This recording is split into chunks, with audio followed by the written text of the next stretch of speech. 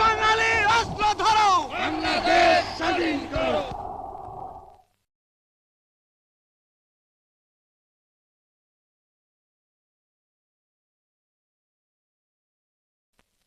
স্বাধীন বাংলার জাতির পিতা, স্বাধীন বাংলার জাতির পিতা মুজিবের পথ ধরো। মুজিব ভাই এসে গেছেন, তাকে আপনারা স্লোগান দিয়ে অভিবাদন দেন। শেখ মুজিবের পথ ধরো, বাংলাদেশ স্বাধীন করো। মুজিব ভাইয়ের পথ ধরো, বাংলাদেশ স্বাধীন করো। পাশের মাঠে তৈরি করো, বাংলাদেশ স্বাধীন করো। বীর বাঙালি অস্ত্র ধরো, বাংলাদেশ স্বাধীন করো।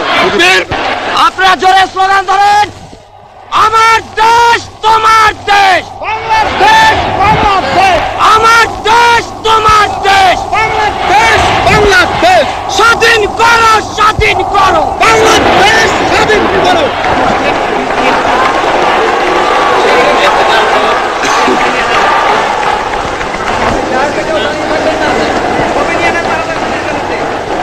ভাইরা আমার, আজ দুঃখ ভারাক্রান্ত মন নিয়ে আপনাদের সামনে হাজির হয়েছি। আপনারা সবই জানেন এবং বোঝেন আমরা আমাদের জীবন দিয়ে চেষ্টা করেছি, কিন্তু দুঃখের বিষয় আজ ঢাকা, চট্টগ্রাম, খুলনা, রাজশাহী, রংপুরে আমার ভাইয়ের রক্তে রাজপথ রঞ্জিত হয়েছে। আজ বাংলার মানুষ মুক্তি চায়, বাংলার মানুষ বাঁচতে চায়, বাংলার মানুষ তারা আজ তার অধিকার চায়। কিন্তু দুঃখের বিষয়, আজ দুঃখের সঙ্গে বলতে হয় 23 বছরের করুণ ইতিহাস, বাংলার অত্যাচারের, বাংলার মানুষের রক্তের ইতিহাস, 23 বছরের ইতিহাস, মুমূর্ষ নরনারীর আর্তনাদের ইতিহাস, বাংলার ইতিহাস, এদেশের মানুষের রক্ত দিয়ে রাজপথ রঞ্জিত করার ইতিহাস। 1952 সালে রক্ত দিয়েছি, 1954 সালে নির্বাচনে জয়লাভ করেও আমরা গদিতে বসতে পারি নাই।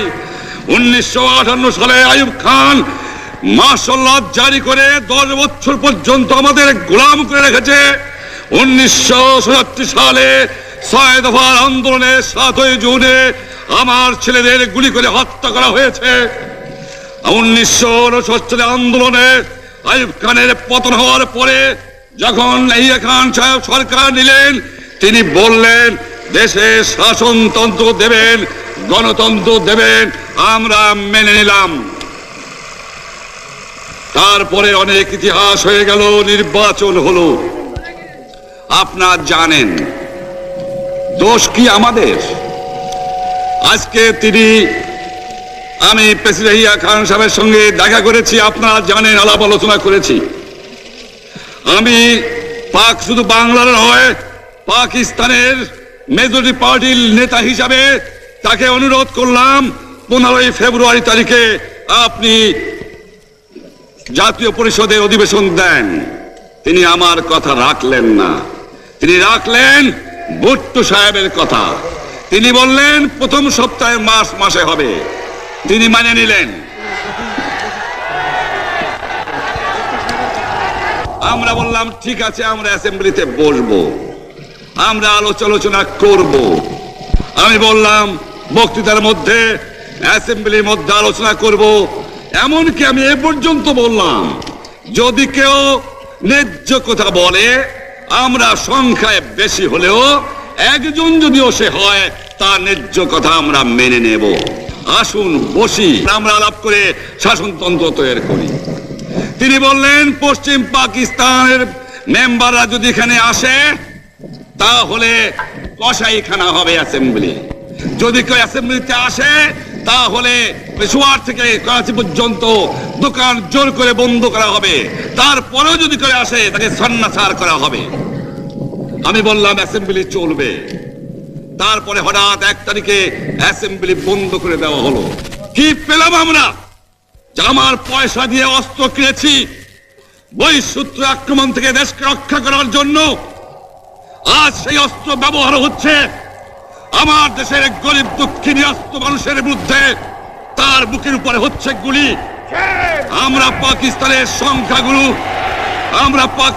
সংখ্যাগুরু, আমরা বাঙালিরা যখনই ক্ষমতায় যাওয়ার চেষ্টা করেছি, যখনই এদেশের মালিক হবার চেষ্টা করেছি,